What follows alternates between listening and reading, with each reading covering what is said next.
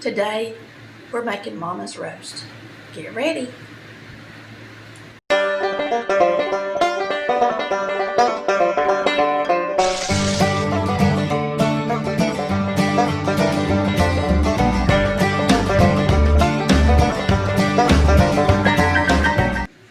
Hey y'all, it's Tammy with Collard Valley Cooks. Tonight, we're gonna have a delicious chuck roast in the pressure cooker. It's 4 o'clock and we're gonna be able to have this for dinner and it's gonna be falling apart done. The first thing I do is I lay it out on my meat tray. I salt it and pepper it. And we're gonna do this on both sides. So I'm gonna flip it. You also need to have a skillet preheated. So our skillet's over here getting good and hot for us because we are going to brown it. And by doing this, it makes a really good gravy. So now we are going to put some brown gravy mix on it. Oh, and some steak and chop as well. So I'm just going to kind of spread that around in there. We're going to do the same thing on the other side.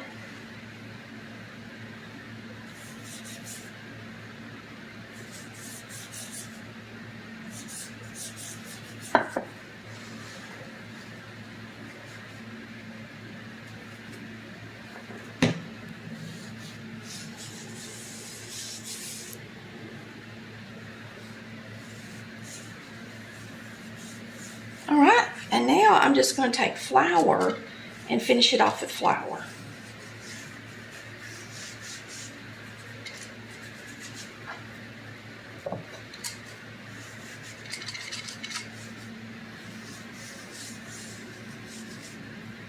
I'm also going to brown the sides, so I will just go around like this on my board and pick up what I dropped with the sides of the roast. All right, we got this preheated skillet. Now we're going to brown the roast. So we're going to put some oil in here. All right, so we're going to lay our roast down in here. I cleaned my olive oil thing the other day really good, and when I did, a little bit of water got down inside of it. And it's pretty much ruined my oil. I just need to use it in stuff that I'm cooking until I get all the water out of it, because if I use it on something like this and it's frying, it's just going to pop then. So you have to be careful. You just never, every little thing you do matters in the kitchen. So we're going to get this nice and brown. All right, I think this side's pretty brown. It's set in here about 2 or 3 minutes. So we're going to flip it. Looks good. So you're going to brown both sides, and then I'm actually going to turn it and start browning the actual sides of the roast as well. While that's browning, we're going to go over here, and I'm going to add a little bit of Dale seasoning. In my recipe, it says Worcestershire, but we're going to use some Dale's because I'm out of Worcestershire. We just went to the store today, and I just cannot keep up with what we're out of. So I'm just going to put a little bit in here, as if I was just sprinkling in some Worcestershire. So that's in there. We can go ahead and put just a little bit of water in here. We're just going to have enough water to cover the roast. And I think I'm going to cut up an onion and put it in here. I've got an onion we're going to put in here, but I'm going to lay the roast in the bottom first. Now, we're going to do some vegetables with this roast beef, but I'm going to cook the roast for a long time before I add vegetables because it takes a lot longer to cook the meat than it does to get the vegetables where they need to be. So, I'm going to flip this thing up and brown it a little bit on its side.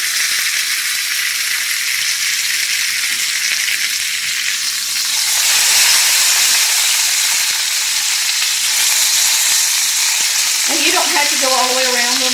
This one's kind of shaped weird, so I don't think I want to turn it the other way at all. It'd be hard to hold up. We're just going to turn this off, and we're just going to bring the roast over here and lay it into the Instant Pot. You can use your regular pressure cooker if you want to. You don't have to use the Instant Pot. Now we're going to take some onion,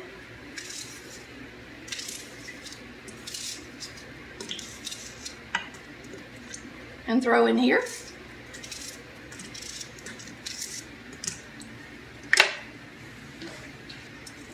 And we're going to add some vegetables once this sucker gets done. So this is an Instant Pot. It's just the basic one. It's nothing fancy. I'm going to place the top on it. We're going to put it in the lock position. Okay. All right, I'm going to press the meat stew. It's on the highest level of pressure. You adjust that with this right here. We're going to leave it there. And then we're going to add some time to it. We're going to add 10 more minutes. And it will just automatically start and turn on and start counting down once it comes to pressure. Remember, this will come under pressure, so wherever you have it sitting on the counter, always have to move it. The pressure is going to come from this valve up, so try to make sure that it's not underneath the countertop. Don't have it slid underneath the countertop when you click this when it starts. I like to have mine pretty close to the hood in case I want to turn it on. So I'm going to peel a few carrots and potatoes and get them ready for our roast, and you're gonna keep them in larger pieces.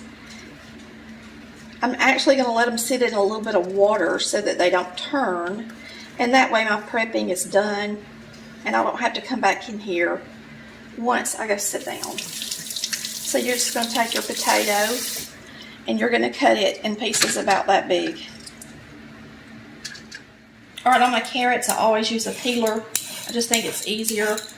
I used to use a knife when I was younger, and it'd take me forever to prep a carrot. You can also scrape it with a knife as well. Mama scraped hers a lot.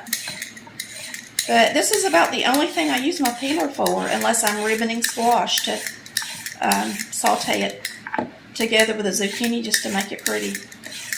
I don't use this very much, or if I'm curling up some chocolate. So you always want to peel out the outside because it's bitter of your carrot.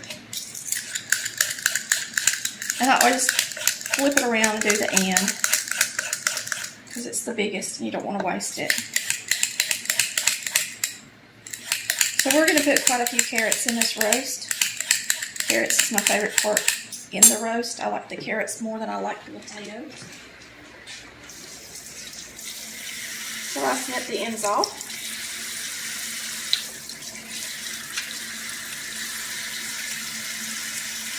And I usually slice them in half, the bigger sides.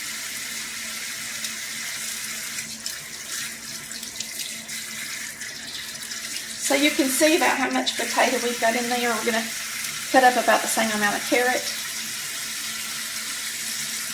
And we're going to get these on some water as well, because you don't want the potatoes to turn brown on you before your roast is ready for pressure. So just fill them full of water.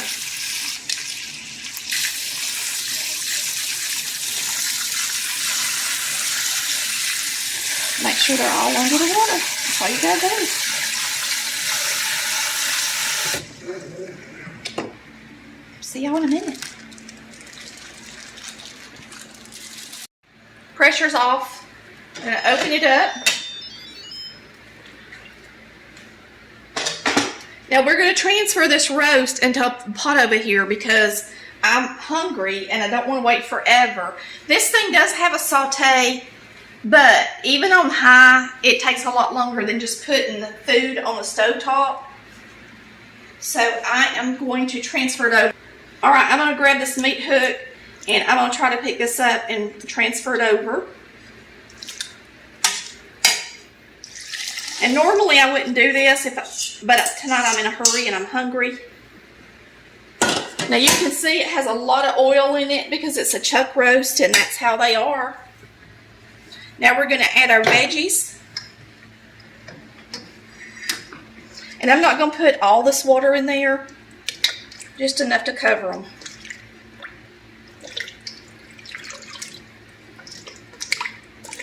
And tonight I am going to make sure we have a gravy because I'm going to make some biscuits to sop it up with, like Mama did.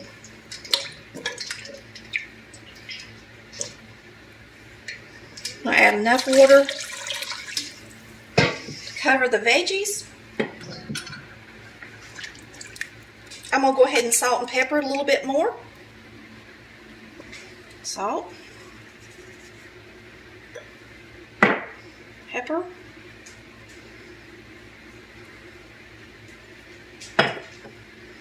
We're going to turn this on. And we're going to let this start to boil while we make some biscuits. Yummy. We'll thicken this up with a little bit of flour and milk. If you were cooking the roast down, like in my cookbook, it doesn't have the veggies in it. If you were cooking this roast down without vegetables, you would just turn it on and reduce it until it formed a gravy in the bottom of the pan. And you would just serve your roast with that gravy. So you would never add the water or add something else to it. You would just reduce it by boiling it longer. All right, we're still boiling them. You gotta wait till your carrots and potatoes get fork tender. And once they're fork tender, then we're gonna thicken up the broth. All right, I whipped up some biscuits while y'all weren't looking. Because you gotta have biscuits when you have a good roast with a nice gravy.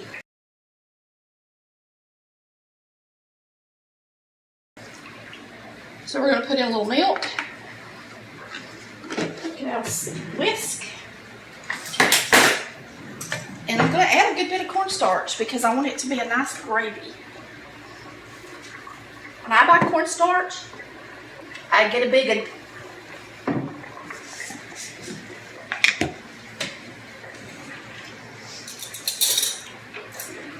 And you just kind of use your judgment.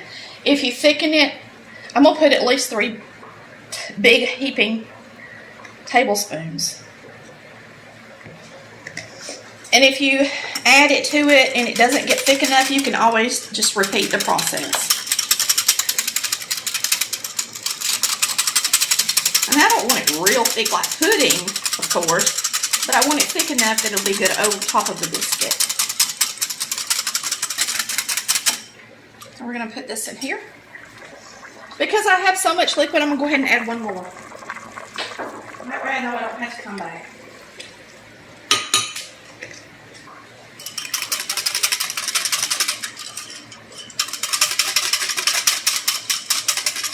There we go. Make sure you whisk it really good so your gravy's not lumpy. And the reason you use cold milk is because it separates in that milk like it should instead of being lumpy too. Pour it in there.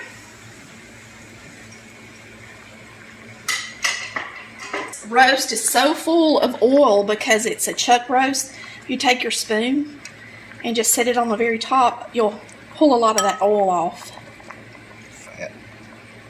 See how clear it looks? Got a little water under it, but not a lot. But, I mean, there's no reason why we need all that oil in our gravy. I mean, it's already going to have a good bit. You could just kind of move it around the skillet and pick it up and get some of it out of there. It's not healthy.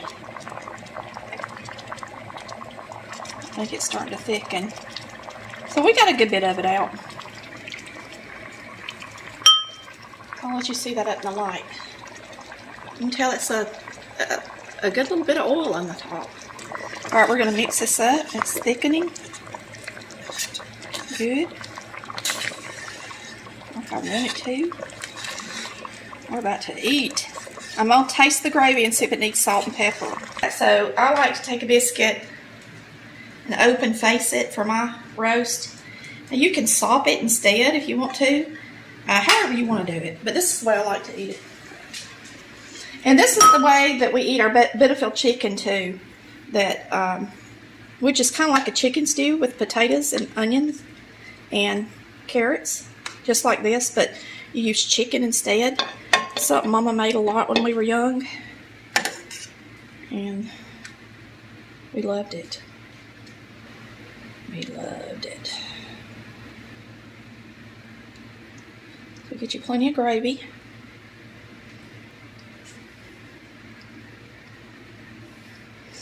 And I'm going to eat some boiled okra with mine. Nobody likes it but me. So we're going to put it on the plate.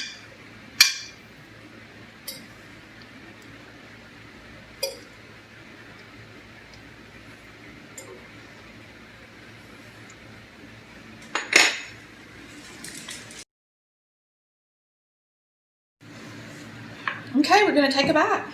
I'm going to cut my biscuit because that's my favorite part.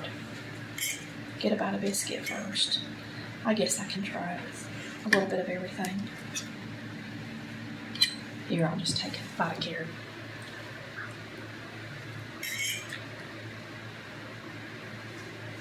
I love it. I love the smell. The roast is nice and done. And that's how you want it. That's why I love the pressure cooker. You can use your pressure cooker. You don't have to have an Instant Pot and make the same recipe.